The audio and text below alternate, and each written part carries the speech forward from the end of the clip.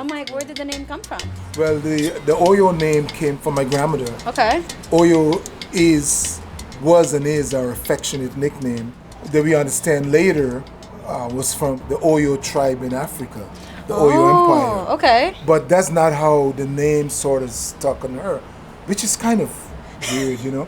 So my older sister, who's our first grandchild, she couldn't say grandma, or she just said, yo, yo, yo, Oyo, yo. And so that stuck. That stuck, okay. Right? And so every grandchild after that was introduced to my grandmother as Oyo. Are you ready? So you want to film me? Do I need to wear anything? I want to be respectful of your I want to be respectful in your kitchen. You should be good, yeah. Okay. Wow. We'll prep a sea bass. Sea I mean, bass. a link cod. Cod. Right? So what we'll do, we'll start by, we'll do a little salt and pepper, white wine. White wine. Yes. So we'll take our fish, right? We'll put it in the white wine. Do our drawn butter. Do it high. Chopped herbs. Then we do chopped herbs and everything, right? Now her real name is Millicent McAllister. That's a beautiful name. It is a beautiful name, right? And then my older sister, one of my oldest sisters, not the oldest one, did some research because she's kind of like that type of person, and she found out that my grandmother was from Nigeria.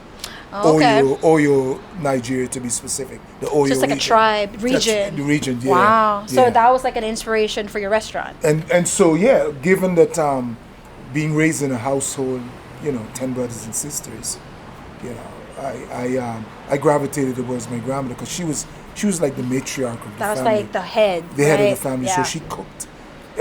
Our station was the kitchen. I like to tell people my culinary career started at my grandmother's knees. Wow. Right? So yeah, I remember that I'd gotten home late from school, and dinner had already been started, and because there were so many of us, so many mouths, I was completely forgotten. They didn't even realize I wasn't at the table. Oh my! And missing a meal growing up in South America. That's a tragedy. That's traumatic. Because the next meal is not till 6 in the morning. Before you have to wait it out. Wait it out. So I'm like, so that experience taught me, hey, shucks, and my grandmother always needed help in the kitchen. So that experience taught me, hey, I've become grandmother's little helper. The cooking there is scratch cooking. Everything, there's nothing coming out of a can. Everything is, we made everything. From scratch, fresh. We had gardens, chickens, we had livestock, pigs, sheep, goats. Wow. So yeah, it was very artisan, very artisanal. Like fresh. Yeah. So you actually knew like culinary, like just the start of your career is from your grandma's kitchen. Oh yeah, way before culinary school. I mean, I knew how to break down a chicken. From catching it? Yeah, catching it, putting it on the table. And we got creative, but I don't want to That's another story. Yes. So this is an arepa. Arepa. That's the one you use, arepa. Yeah. Sweet plantains, cheese, chickpea flour, molded with, and then we're gonna flat top Fry it. Okay. Fry it, yeah. There we go. Okay. Look at that sizzle, man. Yeah, that sizzle. Yeah. 2 minutes on each side. Okay. That's gonna get nice and golden. Then we shoot it in the oven. Okay. And so it sort of cooks a little from the inside out. This is from the outside in. Wow, it smells so good already. Oh, geez, it's really tasty. It's like the sweet plantains, the ripened plantains. It has a natural sweetness to it. And then we season it with some Cajun seasoning. A mixture of 4 cheeses, mozzarella, Monterey Jack, Parmesan, and Pecorino Romano. Just flipping this bad boy. Nice color. See the cheese is starting to see that? Cheese is melting already. Yeah. Well, what's interesting, you and I have a very similar upbringing, but we didn't slaughter some pigs. Yeah. We buy the pigs. We bought the pigs, yeah. But I would love to learn how to, catch them, and especially the chickens and everything. So we pluck I pluck chickens. You guys pluck a mirror? No. Believe you me, we got enough to do here. Plucking chickens in one of them. Well, I know that you were 15 years as executive chef out in Santa Clara, I think. Yeah, 16. So what made you decide, like, okay, I'm gonna go to Pleasanton and open up a business out here? My first chef's job was in Pleasanton. Okay. So out of culinary school, I floated around. I was like a junior cook, apprentice, worked for places, like Stuart Anderson, Black Angus, and Adobe Creek, 840 North First, just kind of, Hopping getting around, the chops. getting Yeah. those experience. Yeah. Yeah. And then I landed my first sous chef, but it's still a chef. I'm second in command at the hotel, the Pleasanton Oh. Hotel. Yeah, this like. How many years ago was that? I don't want to tell you. But it was a minute ago. My boys are 30. My son is 31 before he was born, obviously. So you guys don't need to compute that. Do the math. Don't do the exactly. math. Is there any qualities in that period that you want to pass on to your sons? Like, come on, Sam. Yeah. This is what you need to know, Sam. Well, paramount to anything we do, and a lot of it is important, The social media is important. The ambience, the guest service is important. But it would mean nothing without the product. So I would say to give Sam any advice, and I have, is to focus on the product, the consistency of the product. Buy from reputable purveyors. Buy quality products. Don't try to do too much with the product. Just simple, As simple quality as possible. product, Yeah. like your grandma. Yeah, exactly. Just like everything from scratch, and now it still resonates with you still. Right. Right. Is there any dishes that for your grandma Oyo that if you make it, it's going to be in her honor? Like it reminds you. Oh, the pepper pot. Pepper pot. The pepper pot. The braised short rib. I haven't had that. Yeah, maybe that's why- maybe I should have that. And that's I why mean, that's why we have it in the menu. The braised short rib is a dish that I wanted. That was the first thing we put on the menu. The When first when we thing. wrote, when we were writing the Definitely menu, number one. it was number one, the pepper pot, right? Because the pepper pot for me, it reminded me not only of my grandmother, but it was a holiday dish. It was only cooked at Christmas time. Oh, that's a good holiday Right? too. Yeah. And so that brought back so many memories, childhood memories, because when you smell the pepper pot, you knew the holidays were like it's coming. the holidays are coming. It's coming. Right? And so I would say the pepper pot. The pepper pot, you can do that really quick. Pepper pot. All right. So you heat up the plate. Yeah, we like to heat up the plate. So our big thing is hot food, hot plate, cold food, cold plates. Ah, okay. Right? But yeah, so all of our salad plates are Go this space. kept in the freezer. Okay. So whenever you get a salad here, it's like, Cold. boom. Especially on a warm day, it's really any day. But in warmer days when you're eating a salad and You want that. bowl is cold, You're like, and it travels through the duration of the salad, Yeah. I like to eat at my favorite restaurant, Andy's and Hughes over here, is because that food is not only good, but my big thing is it comes out piping hot. kitchen is fabulous. Everything that you need, it's here. Oh, at your hands, yeah, it's called Everything- It's called mise en place. Mise en place? Yes, Mise meaning en place. prep in place. It's a French term. Last Friday we did 270 covers, 270? Yeah. Little orange oil, Okay. right? Right. Now we come. Hot.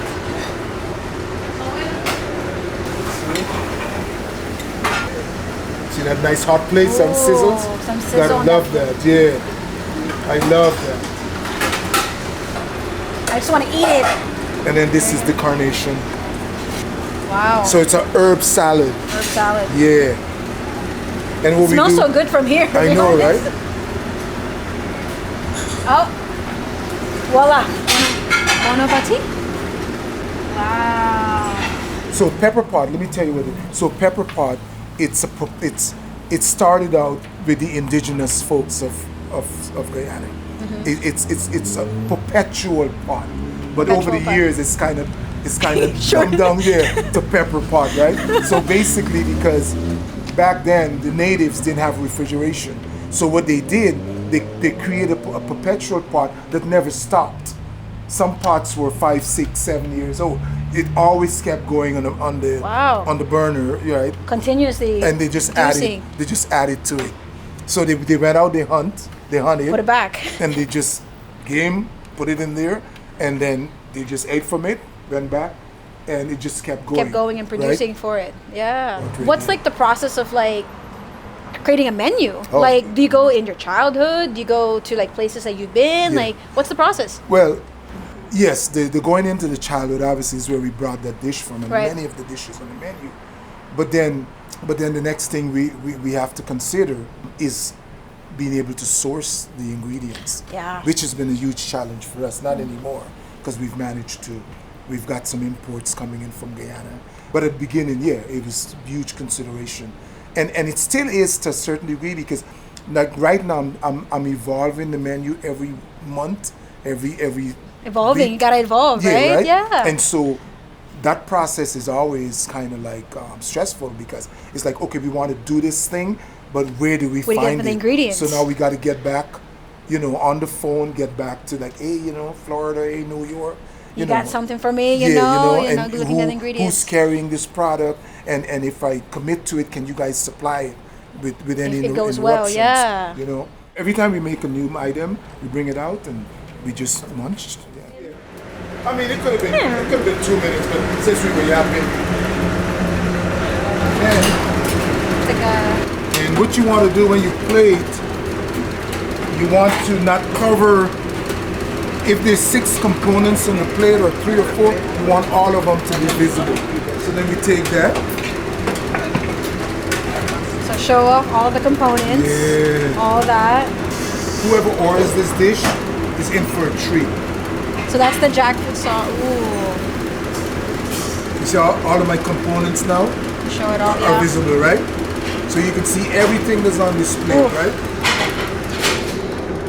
Coming in with a restaurant in Pleasanton, how was that like? How was the process of selecting this area here? Yeah. Creating like the menu. I mean, the menu we talked about, but the color schemes, and how was that process like? Okay, so I was doing some consulting for a friend of mine that opened up a restaurant Out here, at the time, the Sidetrack.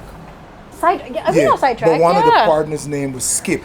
Skip got a call from the owners, The previous the owner. then owners of this. Ah. It used to be Fernavecchio. They called Skip, and they said to Skip at the time, "Hey, look, we're thinking of retiring out of the space. Are you interested?"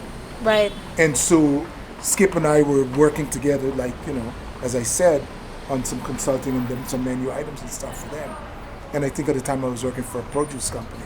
I was distributing fresh produce. Wow. And so Skip calls me and said, "Hey, Mo, Hey. I just got a call. I got a tip for you.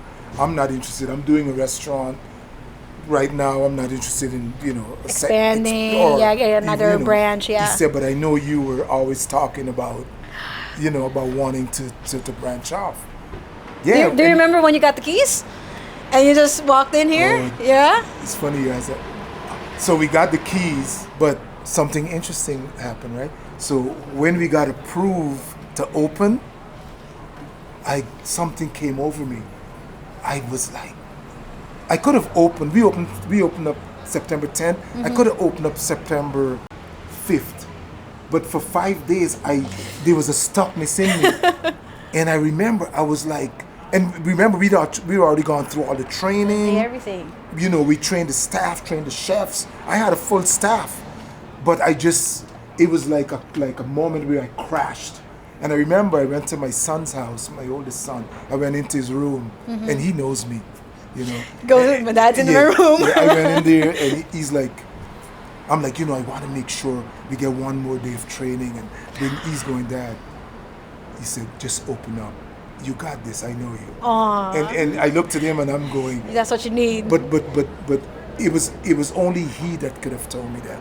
No one Wow. else. And I said, let's do it. So I opened up the next day.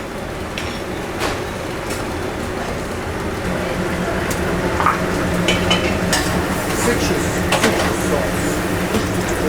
And then let me get in here for a sec. We do a little celery and Okay, onions here are all the vegetables. and garlic, right? Little shallots. Okay. Whoa. You can smell the herbs, spinach.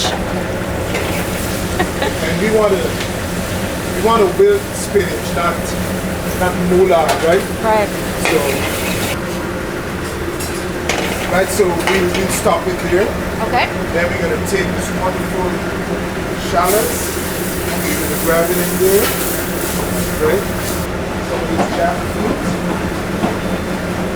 Over here. Oh, I love jackfruit. Right? Little salt, pepper. Okay. No herbs. Salt and pepper. Then we're gonna do white wine. White wine. Butter. Butter, okay.